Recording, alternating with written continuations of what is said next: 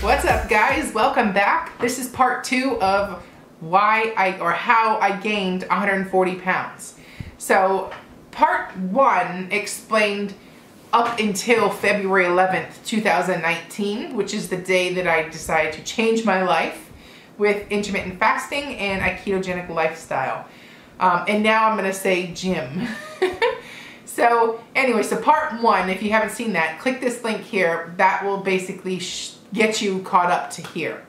So part 2 is basing this video on February 11th, 2019. I weighed in at 309 pounds.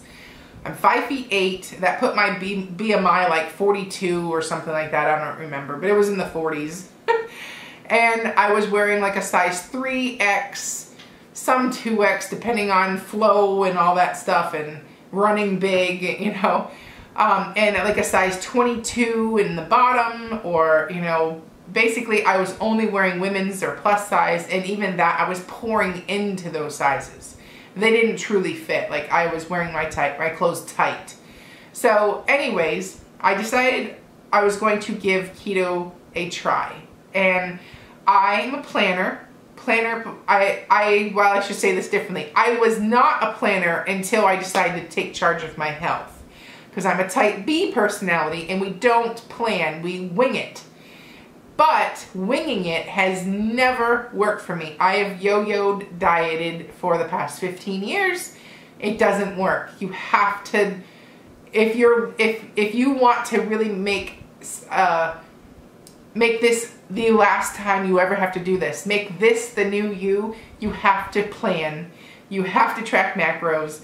You have to do all the things. You've got to put in the work. You've got to learn. You've got to research. It's not just going to fall off.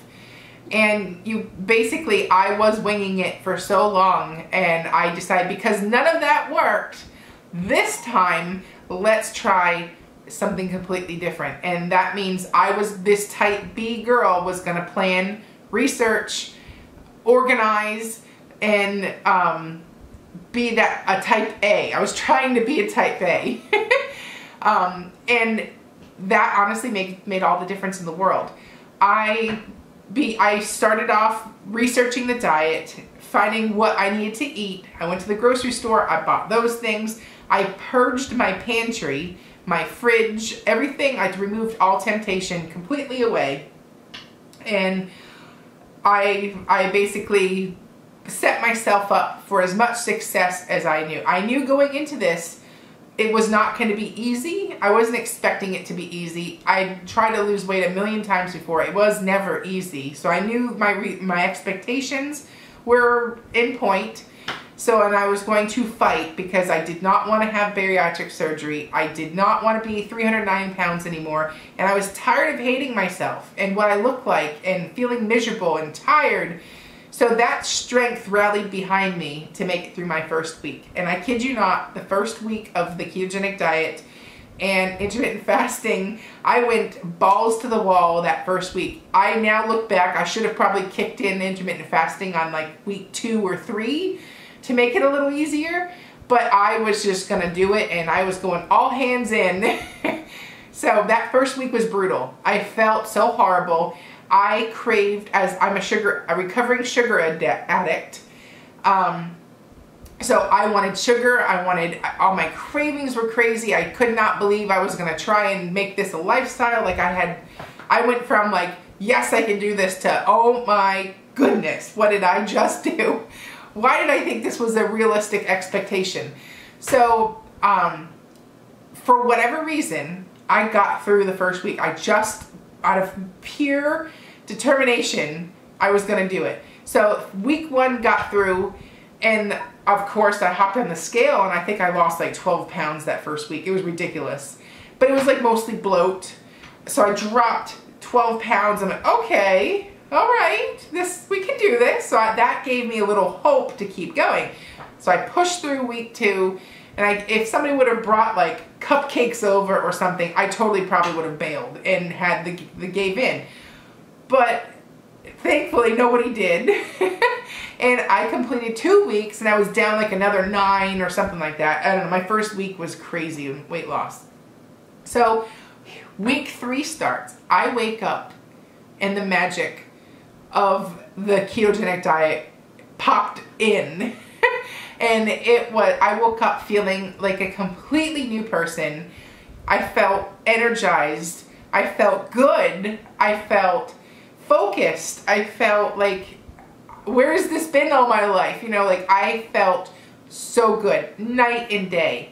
And once week 3 happened, I have never looked back. I've never considered ever leaving the ketogenic lifestyle. And I knew at that point, this was going to be the new me. So at that same time, you had to wait like 30 days to get like your YouTube channel branded and all. I needed 100 subscribers. And so I started the YouTube channel, you know, with zero hopes of ever making it on YouTube. And my main thing was I wanted to document my journey, share it. I knew I wasn't alone. And I thought maybe I just wanted to get at least 100 subscribers so I could brand my channel just to make it easier for search and all that stuff. And I could not believe I had a ton of people want to follow my story. So then when I started this story, when I first uploaded like my week 1 video, I'll put that right here. I was like hyperventilating when I uploaded that video because I'm like, oh my God, all these people are going to see how fat I am. Most people that I had talked to on Facebook from high school hadn't actually seen full body pictures. Nobody knew my secret that I gained 140 pounds. And oh my God, people were going to know. And then all these other people were going to like fat shame me. And I'm like literally with a paper bag. But I was like, you know what? I can't be alone.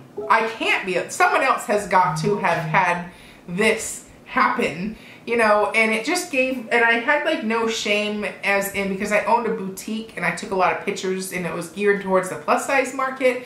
So I was already kind of familiar with being on camera, taking pictures, being me. So it kind of like allowed this role it set up this role to really do well in. So after my hot minute got over and I realized people really wanted to hear my story, hear what I had to say, see what I was doing, at that point, I was so thankful that I had the courage to do it. Because my channel, obviously you can tell from how many subscribers I have now, 8 months, almost, you know, I'm like 2 weeks shy of 8 months. That's a lot of people that have joined in on my weight loss journey. So now, looking back, it's one of the most important things that I did to lose the weight, because I know, being a people pleaser, that if I was to have to show up every Monday with a weigh-in, and I was going to have to come clean and share if I've been naughty or if I nailed it, I was going to stay on track. So each month, each week, each everything, you know, the community rallied behind me, which gave me strength. Then my story sent back, you know, inspiration, motivation, tips, all that stuff. So it was like we were in this together. And it was like we were all in this together, and we were thriving off of the power that each of us are giving to get the journey done. So looking back now, I'm so thankful I started the YouTube channel. I love that I've been able to motivate and inspire and help and educate and share and all that, everything, because losing 140 pounds is not easy. It is hard to change your life. It basically takes the rug out from underneath your life and says, well, everything you've learned, forget that. Now this is what you're doing, and you have to deal with all the outside noise that are, you know, the keto haters. You have the other people who are hating on you just because you exist. I mean, I don't know. But, like, there's so many other things. Like, this world is set up to sabotage us because it's, hey, look at the sugar on this commercial. Look at the carbs in this commercial. Look in the grocery store. What do you walk in? There's always baked goods or something yummy and sweetened, and you know, the holiday candies, the holiday cookies, everything is just like in your face. to set you, like the restaurants, another thing, you know, like all those commercials. So it's so set up to sabotage you, to throw you off your plan, to hit you when you're feeling vulnerable, and to live this completely other lifestyle that's not really, yeah, everybody knows what keto is, but not everybody's on board with keto. Not everybody, you know, like not everybody does keto. Not every restaurant has keto options. And, you know, so if you switch to this lifestyle, there's a lot of struggles that come in it. In general, losing weight is not easy. If it was easy, everybody would be small. Nobody would be, there would be no obesity epidemic in the world, or I should say at least the States, especially America, you know. But anyways, so you basically throw out everything you possibly learned growing up about what's healthy.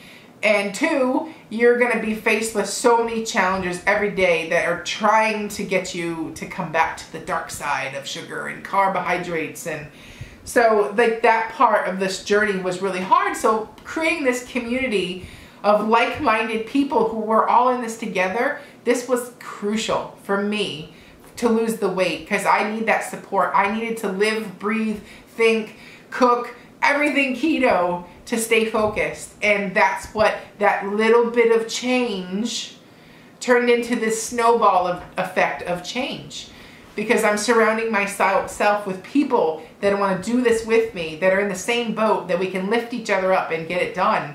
And you know, along with my other, you can see I've had a lot of weeks where I had struggles, where I gained weight, where I slipped up, where I, you know, and I gained about 20 pounds in my journey of falling off the wagon and having to re-lose that 20. And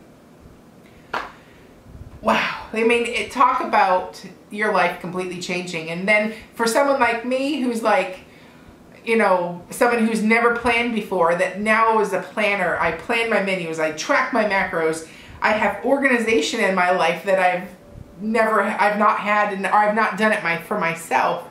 And it's turned me into this person that I would have never thought I'd be, you know, which I'm kind of excited, because I'm not a type A, but I'm their biggest fan, you know.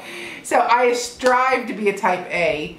And it doesn't come natural to me, but the longer that I'm doing this, it's starting to become natural, and this is what I do, and it's why I succeed.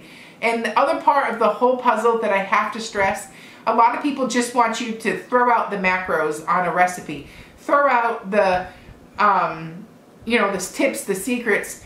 They don't want to truly take the time to learn. Like, how do you not know how to track your macros? It's the most important part. You have to track your macros. I can't do it for you. And it's kind of the reason why I don't make a lot of videos where what I eat in a day, because I can't think for you. I can't do it all. Like that part, you have to know how to do this, because if you try to go on a ketogenic diet without knowing the foods that you can eat, the amounts of the foods you can eat, you know, like you just will not succeed. It's too hard to change your life if you don't put that effort in. And it's so important, you know. And yeah, I'm going to start sharing videos on what I eat in a day, but when it comes down to, it's your personal responsibility to be creative and come up with ideas for your menu, and to make your own choices and learn this so that you can do it with yourself. I know there's a lot of those paid meal plans. I mean, if you have to, go for one, but you can do it. It's really simple. There's not a huge variety of vegetables. You know, you want the green ones, the leafy greens, you know, the root vegetables are no. The fruits are no. The super high carb ones are no. Doesn't mean you can't ever eat them, because that's not keto. Ketogenic is just a metabolic state. So if you can fit them in your macros, you can have them, you know. So don't take that, I shouldn't have said it like that. I didn't mean it like that. But I'm saying moderation. If you can fit them in your macros, go for it. But to make it a lot easier, you should stick to the green vegetables, the leafy greens, you know, like asparagus, salad mix, all the leafy greens, green peppers, not the colorful peppers, cucumbers, asparagus, broccoli, kale, all that kind of stuff. So those are, it's not super hard. It's not like you can now down the line where I've been so familiar with everything, there's so many great recipes with all those vegetables now. I don't miss, you know, I don't miss all the other stuff. I actually kind of like the flavor of these better, and it's like it's a learning process. And you learn about stuff that you didn't think you'd ever say. You know, I never thought in a million years I would ever make a list. It's almost a joke in my family because my mom's type A and my sister and I are both type B. And she always would make a list for everything and be like, oh my God, the list. But now I find myself making lists and I stick to those lists. They're the secret. They're, you know, and if you try to wing it, you're just not gonna have success. So each month along in my journey, I'm approaching month 8. And if you look at me now, I'm obviously not done yet. I've only lost 83 pounds. I have 57 more pounds to go. I'm approaching the 100-pound lost mark. I'm approaching being in Wonderland, which basically means you weigh less than 200 pounds. So I've got like a lot of fun stuff coming up. But this video is basically more to like just inspire you that you can do this, but you have to be willing to put in the work. I can't do the work for you.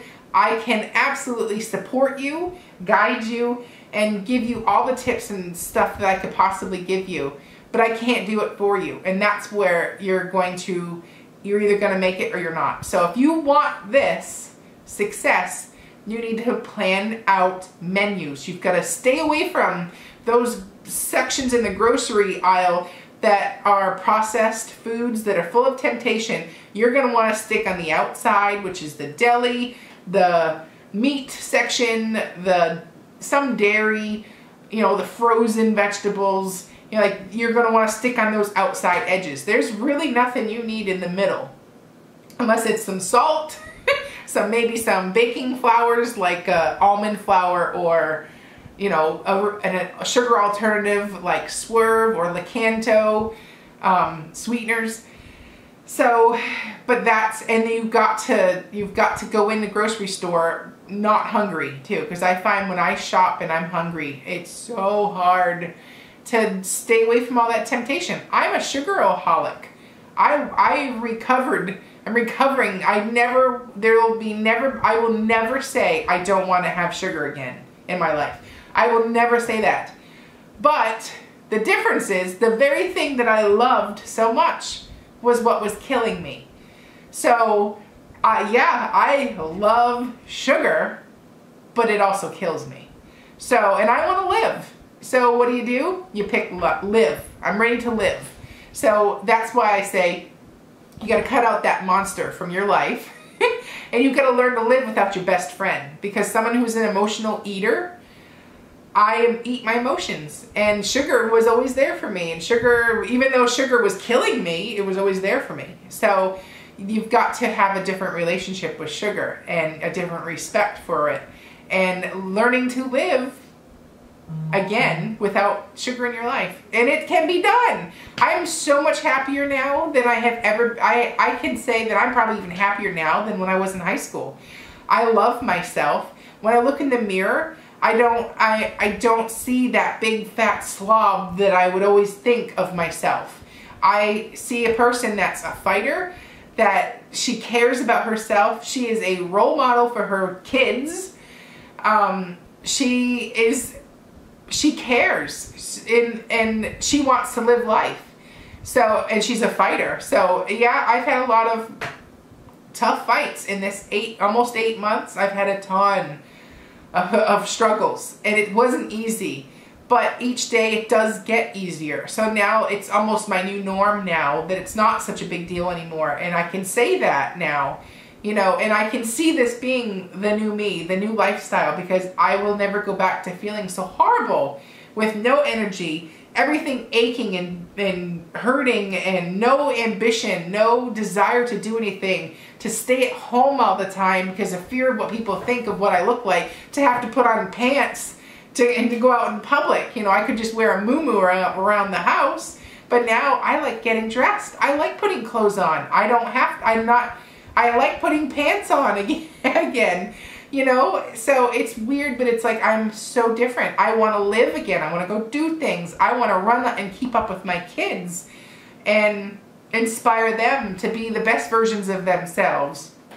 And it's just life changing. And when you go through the journey, each month you struggle with the new you and all the changes that are happening. And a lot of the changes come at fast. And it's hard and overwhelming to process all the change all at once. But that change also fuels you into becoming a better version of yourself, and to like have these aha moments now. So when I said I'm an emotional and stress eater, intermittent fasting has really helped be my tool to fight my I want to have snacks and sweets at night. I want to have, you know, this stuff that I normally would eat because I wasn't fasting before and I could. Well, throwing in the intermittent fasting schedule, I'll break my fast and ruin it if I give in. So it made me redirect that energy into distracting myself, to walking, to exercising, to going to the gym, to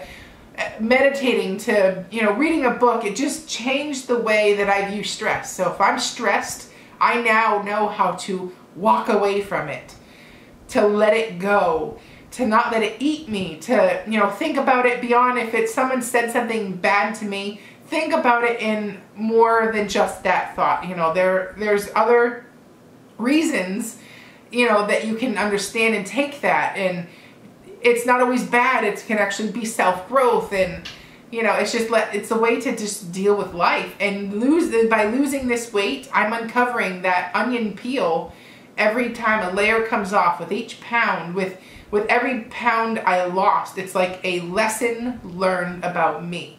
And I've had a lot of lessons, and I know so much more about myself and how I operate now versus just almost 8 months ago.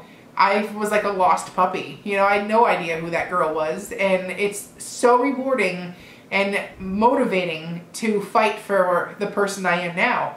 And it helps overall keep you on track because you love this person so much that feeling when you take a bite of a Reese's peanut butter cup, which I've had my share of, and that tastes so good, but by the time you swallow it, what's it been? 4 minutes? And you're back to feeling like shit. So that 4 minute of bliss in your mouth lasts more, because I should say that 4 minutes turns into 4 minutes of fun for a week worth of guilt, inflammation on your body, to the cravings triggering, to like, it's more than just that little bit that's in your mouth and swallowing. And now looking forward, it's not worth those 4 minutes of pleasure for the week worth of regret, inflammation, you know, and everything that comes along with it. So, but I didn't know that at the time, so I definitely had to learn a lot of that through this journey. So what I'm trying to say is, almost 8 months into my journey, 83 pounds down, I'm night and day from the person that I was. And everything about my life is different, and it has been the journey of a lifetime. And I am so proud to sit here today and tell you my story, and I can't wait to tell you more, because like, I'm only 83 pounds into my journey.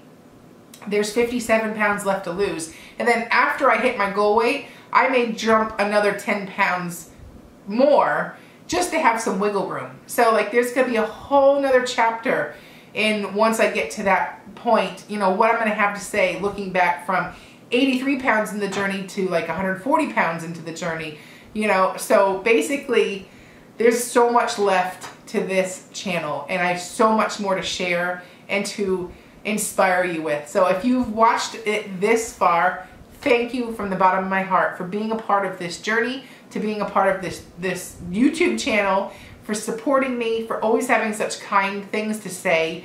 And I am so excited and so happy for you as well. And I want to hear about it. So the next video that I'm going to be talking about that has this kind of content will be when I hit 100 pounds lost. So I will see you then, and I hope you enjoyed this video, and I hope you can relate to it.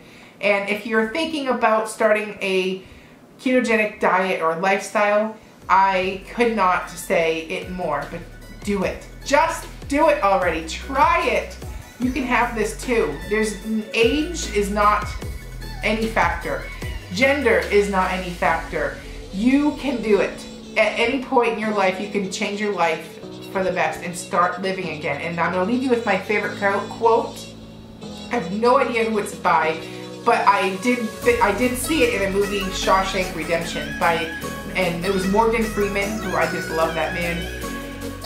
Get busy living or get busy dying. And this girl is getting busy living, so I'll see you in the next video.